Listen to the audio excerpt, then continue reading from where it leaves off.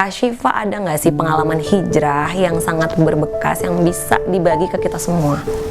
Ketika dewasa dan saya berpikir bahwa hal tersebut kurang baik gitu ya, kurang baik buat kedepannya gitu, maka saya hijrah, tidak membatasi ruang gerak kita dan tetap berprestasi gitu ya terhadap apa-apa yang telah menjadi amanah kita. Artinya bisa melakukan yang terbaik gitu ya di tempat kita berkarya dan memang tetap menjaga nilai-nilai yang telah kita anut gitu ya.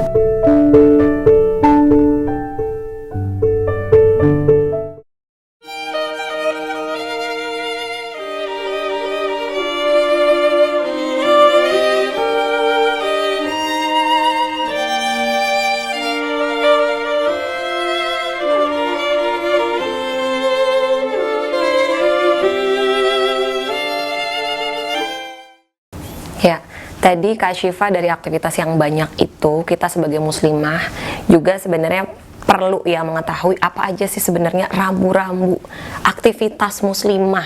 Gimana menurut Kak Syifa? Iya, jadi menurut aku gitu ya, berkaitan dengan rambu-rambu aktivitas muslimah disesuaikan dengan apa yang telah kita ketahui bersama ya teman-teman.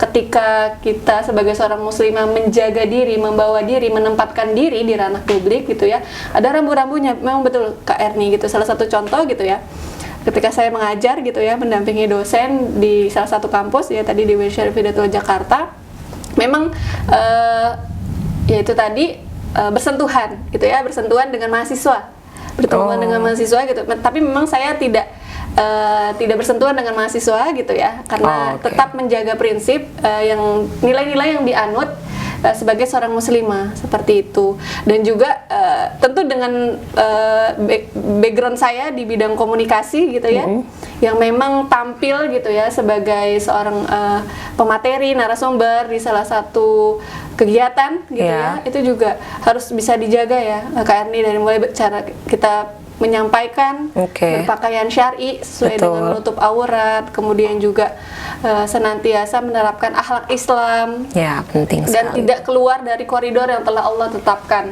gitu ya, karena memang balik lagi tujuan kita ada di dunia itu untuk beribadah kepada Allah, maka segala sesuatunya harus diniatin karena Allah dan tetap berada pada rambu-rambu yang telah Allah atur gitu ya. Itulah yang dikatakan sebagai takwa. Ya, Masya Allah ya, tadi Kak Syifa udah jelasin tentang gimana semangat Kak Syifa tuh untuk terus belajar. Ini semoga bisa menginspirasi kita juga para muslimah buat semangat untuk belajar, cari ilmu. Dan juga tadi sudah disebutkan tentang berbagi ya, berbagi inspirasi.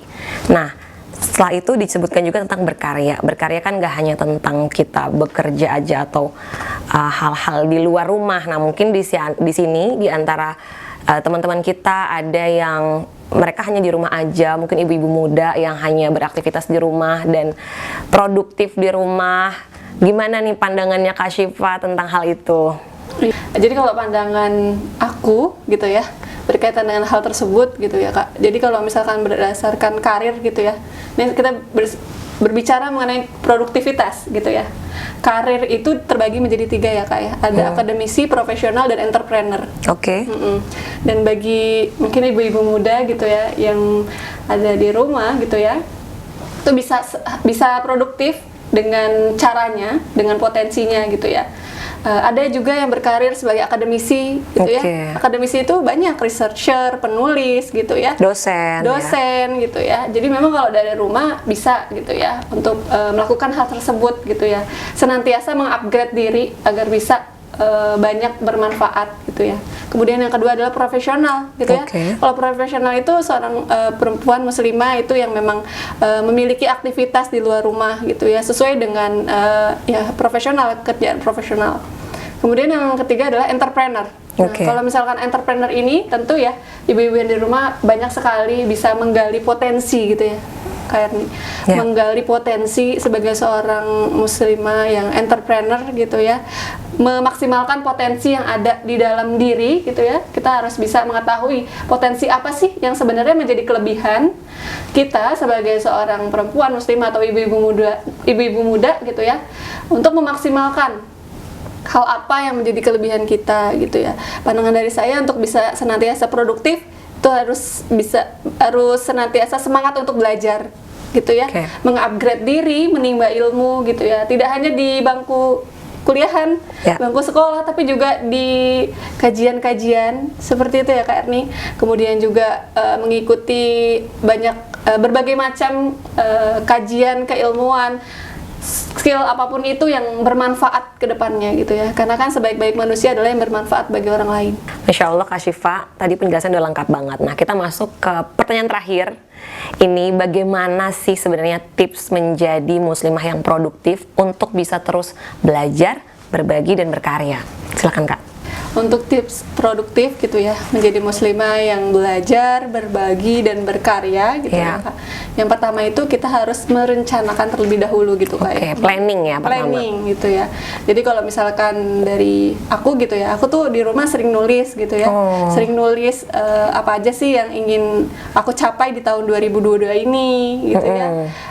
Kemudian juga di tahun 2023, di tahun 2024. Jadi planningnya itu dari jangka pendek, menengah, dan jangka panjang gitu Kak. Oh. Jadi di breakdown dari 1 tahun ini apa aja sih target yang pingin aku raih seperti itu. Kemudian juga 3 tahun yang akan datang gitu ya, aku tuh pengen apa, dan 5 tahun yang akan datang aku tuh ada di mana gitu ya.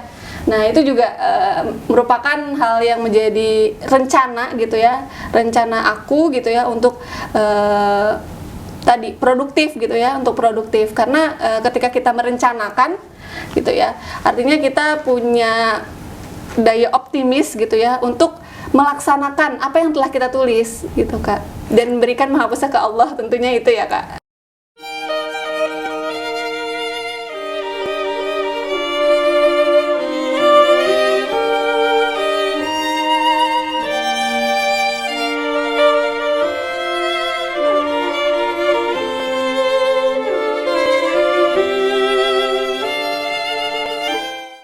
Nah, tapi banyak nih di antara kita yang kadang mungkin merencanakan juga bingung ya. 3 Iya. tahun lagi, 5 tahun lagi mau jadi apa ya? Itu gimana Kak? Iya, jadi yang pertama mungkin di breakdown dari visi dan misi hidup kita Kak.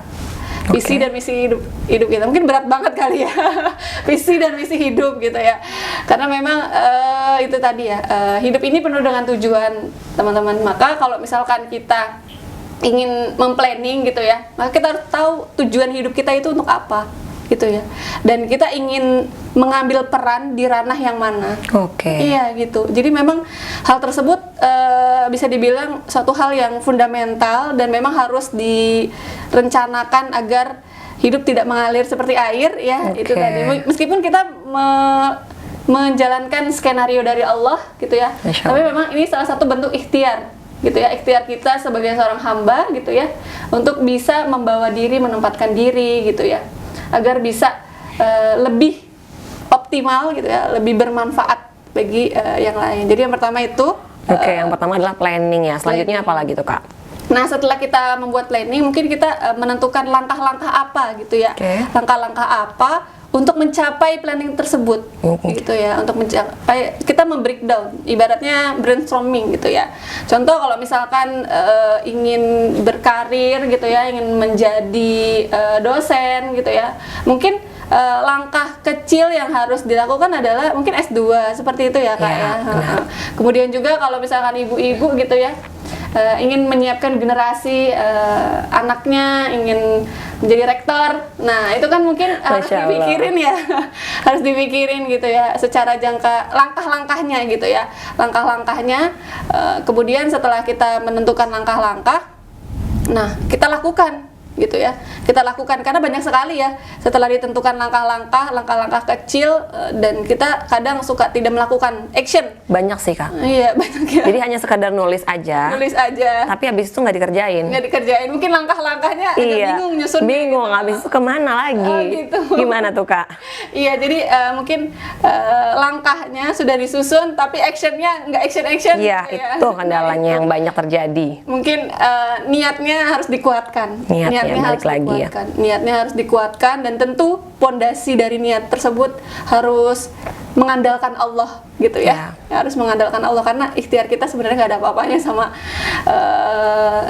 kuasanya Allah gitu kan. Benar, Kalau kita benar, sudah benar. mengandalkan Allah, insya Allah apa-apa yang kita tuju untuk menuju Allah itu akan realisasi. Nah, tadi setelah kita melakukan langkah-langkah gitu ya, langkah-langkah kita action ya Kak ya, dikuatkan lagi why, the big why-nya. Kenapa sih gitu ya? Tentu tujuannya kita kalau sebagai seorang muslimah kita punya dakwah ya, nilai-nilai dakwah yang ingin kita bawa gitu ya, ingin kita bawa gitu ya, baik dimanapun itu ya, entah itu di kampus, entah itu di rumah ya. Di rumah kan kita ada anak-anak gitu ya, kemudian juga ada suami dan juga ada ya keluarga, mertua dan lain-lain gitu kan. Itu harus ada nilai yang dibawa gitu ya.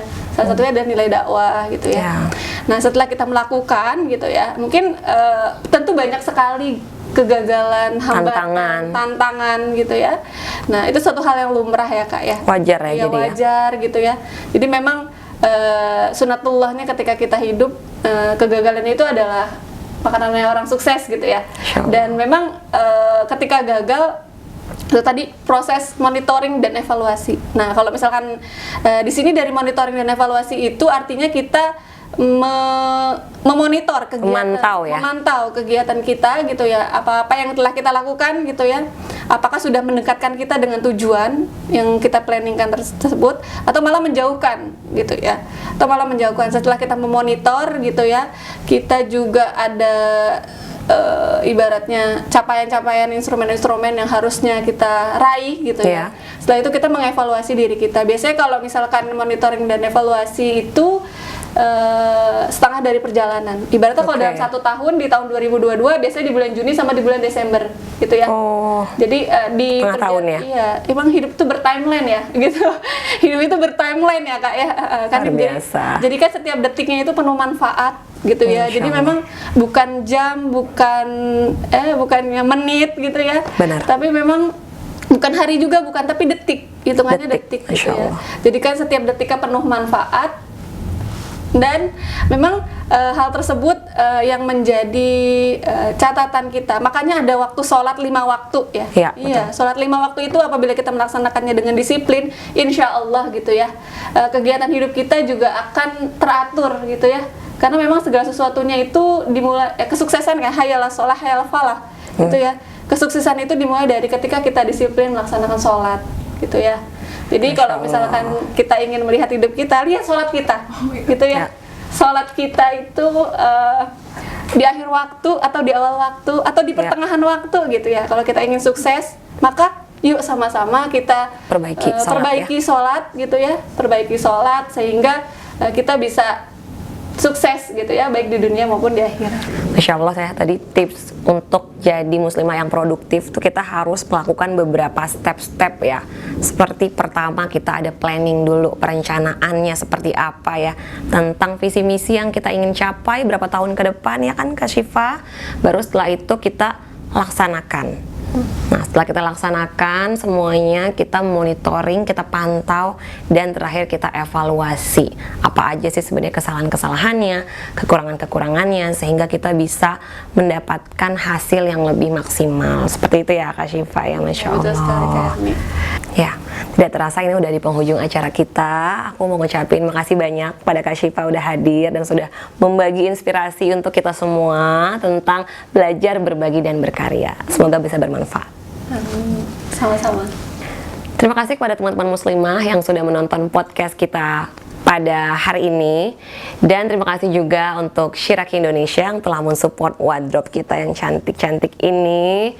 Dan jangan lupa follow Instagram @pedulijilbab dan @shiraki.indonesia. Nah, buat teman-teman yang pengen podcast kita tetap lanjut, boleh komen apa aja tema-tema yang menarik yang bisa kita bahas. Oke, sampai jumpa di lain podcast. Aku Erni pamit. Wassalamualaikum warahmatullahi wabarakatuh.